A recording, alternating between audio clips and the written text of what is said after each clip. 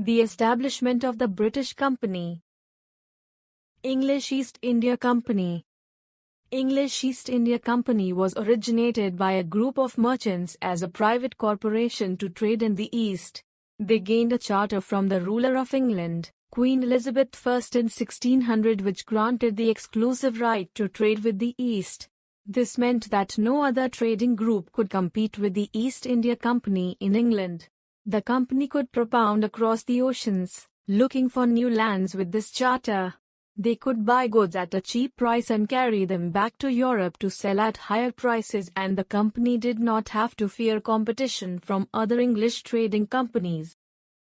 In those days, mercantile trading companies made profit mainly by excluding competition, so they could buy cheap and sell dear. The first ship of English East India Company flits towards the east in 1601. During this time, a mission was sent to the court of the Mughal Emperor Jahangir. This mission aimed to take permission to build trading ports in Surat and other areas. The Royal Charter of English East India Company could not prevent other European powers from entering the eastern markets. By the time first English ships sailed down the west coast of Africa, Portuguese had already established their presence in the western coast of India and had their base in Goa, round the Cape of Good Hope. Therefore, it was under strict government control. They established these factories at Pondicherry and Chandanagar. They also established their presence in some other territories on the eastern and western coasts of India. A Portuguese explorer named Vasco da Gama had discovered this sea route to India in 1498. By the early 17th century, the Dutch too were exploring the possibilities of trade in the Indian Ocean. In a little while, the French traders arrived in India following the footsteps of the British. French East India Company. The French East India Company was established in 1664. It was largely dependent on government. Besides these, the Dutch and the Danish East India Companies were also present in the different parts of India. They did not have any significant political power and remained confined to the role of traders. The British in Bengal. Bengal was the richest Indian provinces during this period. Because of this reason, East India Company began to trade in Bengal and established their first English factory on the banks of the river Hooghly in 1651. Other trading ports were also built in Masulipatam, Agra, Ahmedabad, Madras, Balasore and Patna later. The company also built a fort around the settlement in 1696. It corrupted Mughal officials into giving the company zamindari rights over 3 villages. 2 years later, it also convinced the Mughal Emperor Aurangzeb to issue a farman allowing the company the right to trade duty-free. However, the officials of the company who were engaged in private trade also stopped paying duty on their private trade. This caused an enormous loss of revenue to Bengal. How trade led to battles. The enormous loss of revenue became the reason of confliction between the company and the Nawabs of Bengal, which became intensified in the first half of the 18th century. The Bengal Nawabs asserted their power and autonomy. After the death of Aurangzeb, Bengal was ruled by Murshid Quli Khan, Shujauddin, Olivadi Khan and Siraj-ud-Daulah. These rulers were strong in the following way. They refused to allowance the company concessions. They demanded large tributes for the company's right to trade. They refused the right of the company to mint coins. They stopped the company from extending its fortifications. They claimed that the company was depriving the Bengal government of huge amounts of revenue. Company damaged the authority of the Nawab in the following ways. It was refusing to pay taxes. It wrote disrespectful letters. It tries to humiliate the Nawab and his officials. But the company on its part declared that the unfair demands of the local officials were ruining the trade of the company. According to it, trade could flourish only if the duties were removed. It was convinced that to increase trade it had to enlarge its settlements. Therefore the company bought up villages and re-established its forts. These types of conflicts led to the famous Battle of Plassey. The Battle of Plassey. Siraj-ud-Daulah became the Nawab of Bengal after the death of Wali Khan in 1756. The company was worried about his power and desirous on a puppet ruler who would willingly give trade concessions and other freedoms. Therefore, it tried to help one of the rivals of Siraj-ud-Daulah to become the Nawab but became unsuccessful. An angry Siraj-ud-Daulah asked the company to stop interfering in the political affairs of his territory, stop fortification, and to pay the revenues. But the company refused to do so. Therefore, the Nawab sent his soldiers to the English factory at Qasim Bazar and captured the company officials. He also locked the warehouse, disabled all Englishmen, and blocked English ships. After that, he marched to Calcutta to establish control over the company's fort there. Company officials in Madras sent forces under the command of Robert Clive. After hearing the news of the fall of Calcutta, after a prolonged discussion aimed at reaching an agreement with the Nawab followed. Finally, in 1757, Robert Clive led the army of the company against Siraj-ud-Daulah at Plassey on the 23rd of June 1757. Siraj-ud-Daulah was defeated, imprisoned and later killed. The main reason for the defeat of the Nawab was Mir Jafar, the commander-in-chief of the Nawab, and the large section of the army of Nawab that were loyal to Mir Jafar did not take part in the battle. Clive had succeeded to secure his support by promising to make him Nawab of Bengal after crushing Siraj-ud-Daulah. Therefore, the British made Mir Jafar the Nawab of Bengal. The Battle of Plassey became famous in the history of India because it was the first major victory of the company in India. The company was still unwilling to take over the responsibility of administration because the main objective was the expansion of trade. As Mir Jafar became the Nawab of Bengal, they constantly demanded money from him. He was just a puppet in the hands of the British. When he could not pay any more, his son-in-law, Mir Qasim, replaced him. He was not as flexible as his father-in-law. He reorganized his army and improved the state administration. He also abolished all taxes on internal trade. This placed Indian merchants on the same level as the company officials. This found unacceptable to the company. So, the British deposed Mir Qasim. The Battle of Buxar, 1764. Mir Qasim was defeated by the British in a series of battles. He fled to Awadh and sought shelter with the Nawab of Awadh, Shuja-ud-Daulah. The two formed association against the British along with the Mughal Emperor, Shah Alam II. Their combined forces met the British forces at Buxar on the 22nd of October 1764 and were defeated by British under Major Hector Munro.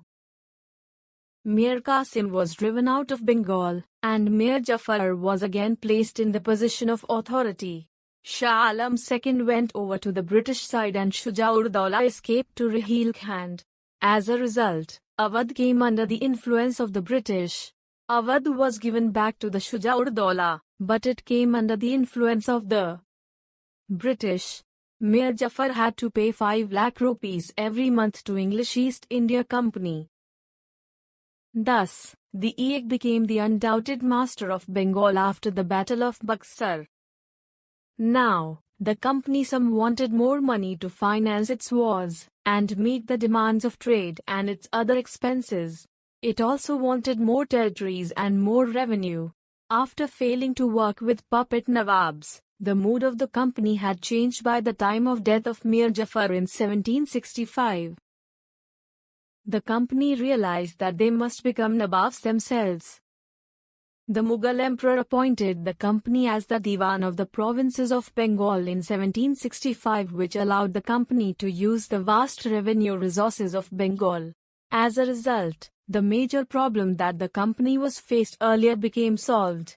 Although its trade with India had expanded from the early 18th century, they had to buy most of the goods in India with gold and silver imported from Britain. During this time, Britain had no goods to sell in India and the outflow of gold from Britain slowed down after the Battle of Plassey.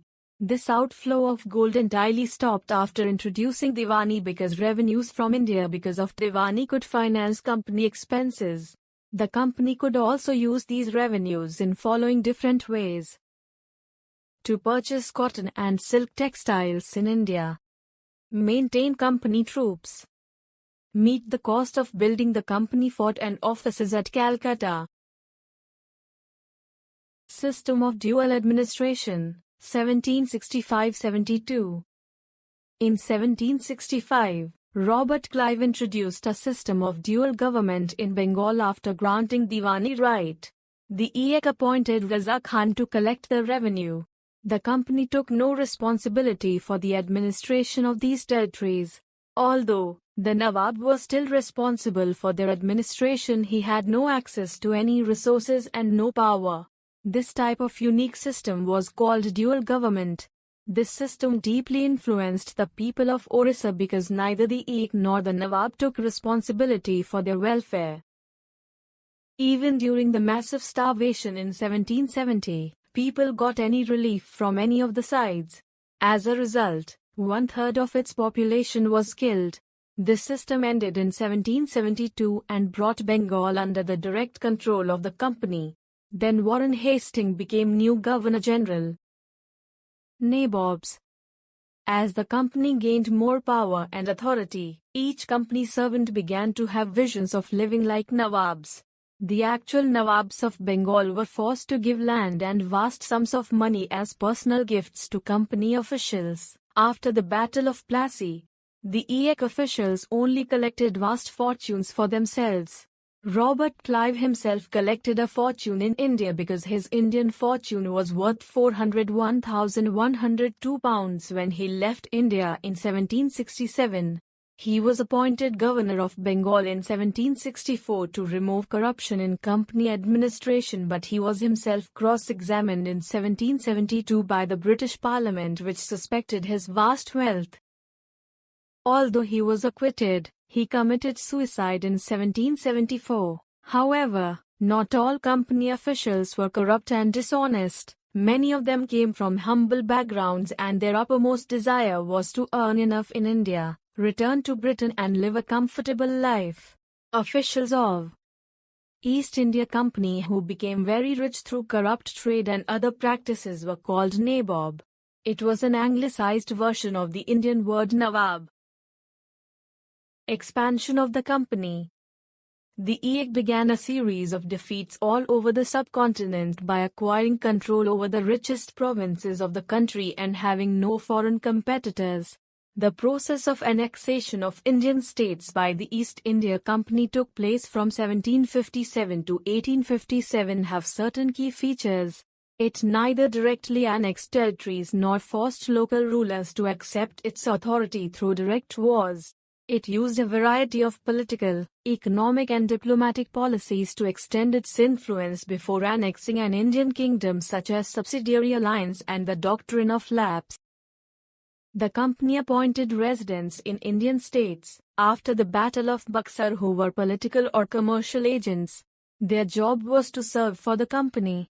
The company officials began interfering in the internal affairs of Indian states through the residents.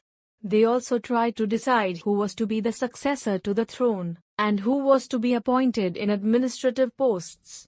Sometimes, the company forced the states into a subsidiary alliance according to which Indian rulers were not allowed to have their independent armed forces. They were to be protected by the company, and they had to pay for the subsidiary forces. If the Indian rulers were unable to make the payment of subsidiary forces, then part of their territory was taken away as a penalty by the company. For example, the Nawab of Awadh was forced to give over half of his territory to the company in 1801, as he failed to pay for the subsidiary forces when Richard Wellesley was Governor General, 1798 to 1805. Influential growth of British.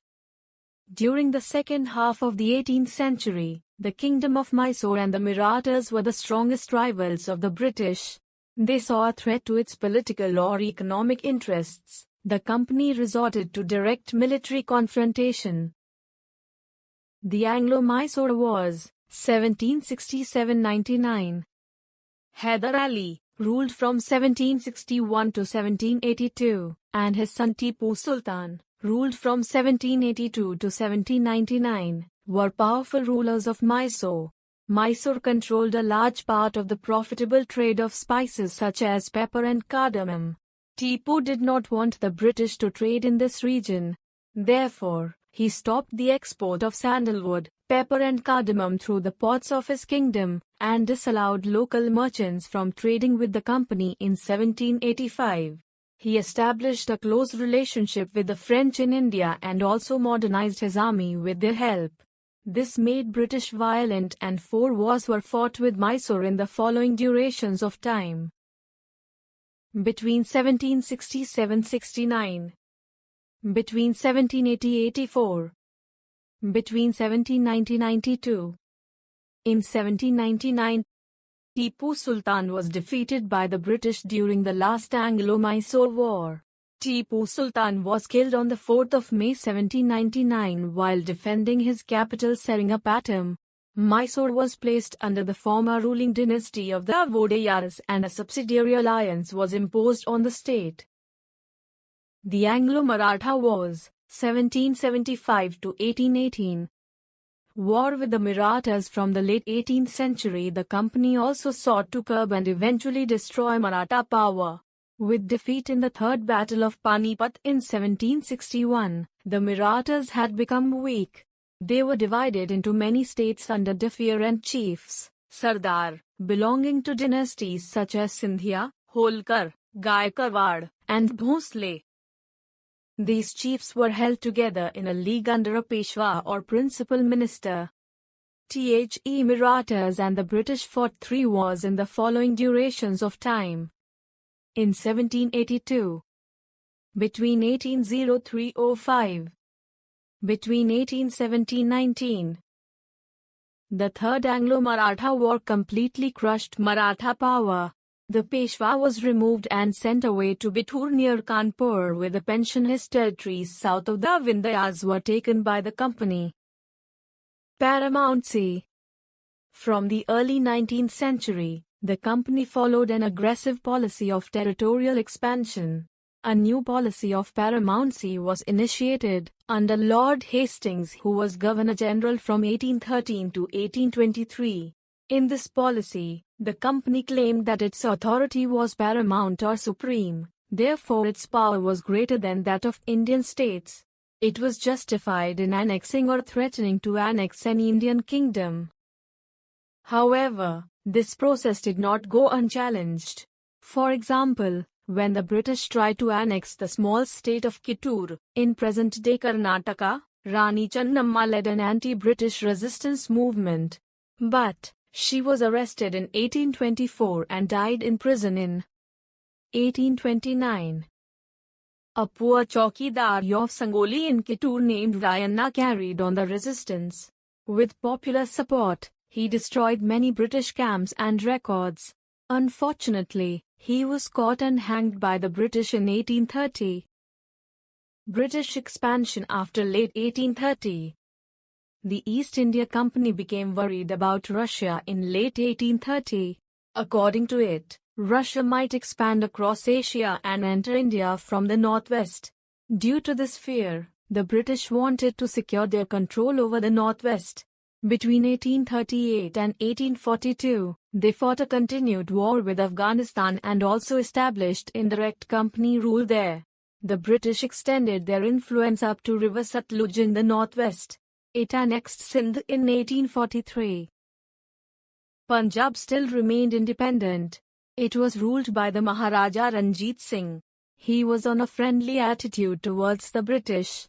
After his death in 1839, there was a civil war for power. Taking advantage of this situation, the British fought 2 prolonged wars with the Sikh kingdom. Ultimately, Punjab was annexed in 1849 and merged into the British Empire. Expansion of British territorial power in India. India in 1797. India in 1840 map. India in 1857 map. The doctrine of lapse. Under Lord Dalhousie, the final wave of annexations occurred. He was the Governor-General from 1848 to 1856. He initiated a policy called the doctrine of lapse. According to this policy, if an Indian ruler died without a natural male heir to the throne, his kingdom becomes part of company territory. Different kingdoms were annexed simply by applying this doctrine, such as Satara in 1848, Sambalpur in 1850, Udaipur in 1852, Nagpur in 1853, and Jhansi in 1854. Other method of expansion. In 1856, the company also took over Awadh under Lord Dalhousie by augmenting that it was being misgoverned by Nawab Wajid Ali Shah. The Nawab was deposed in a humiliating way. Angry people of Awadh joined the Great Revolt that broke out in 1857. Administration structure in the empire. British territories were broadly divided into administrative units called presidencies. There were three following presidencies: Bengal, Madras, present-day Chennai, Bombay, present-day Mumbai. Each presidency was ruled by a governor, and Governor-General was the supreme head of the administration. The daily administration was carried out by the following four agencies: Civil Service, Army, Police, Judiciary. Each Indian district had the collector as principal figure. His main job was to collect revenue and taxes and maintain law and order in his district with the help of judges, police officers and darogas. His office was called Collectorate. Civil Service. It was initiated by Lord Cornwallis for the general administration of the territories of the company in India. He started new strict regulation for the officials. He also raised their salaries and linked promotions to seniority. Institutions were established to train the young civil servants, such as Fort William College at Calcutta in 1801, set up by Lord Wellesley, and East India College in England. The civil servants were nominated by the directors of the company. But civil servants began to select through competitive examination, which became difficult for the Indians to get selected because of the following reasons. The medium of the examination was English, to make difficult for the Indians. The examination was held in England, London, and very few Indians could afford the cost of travel. Army. The East India Company Army were called the Sepoy Army, from the Indian word Sipahi, meaning soldier. This army comprised of Indian soldiers who were originally farmers. It was a very prestigious occupation to them. Therefore, they were very eager to join the army of company. The sepoys of the British company were well trained and disciplined. They were armed with muskets and matchlocks. They were commanded by the British officers and also a regular salary. Generally, they were loyal to their masters. Police. Lord Cornwallis created police force in India. Each district consisted of many thanas.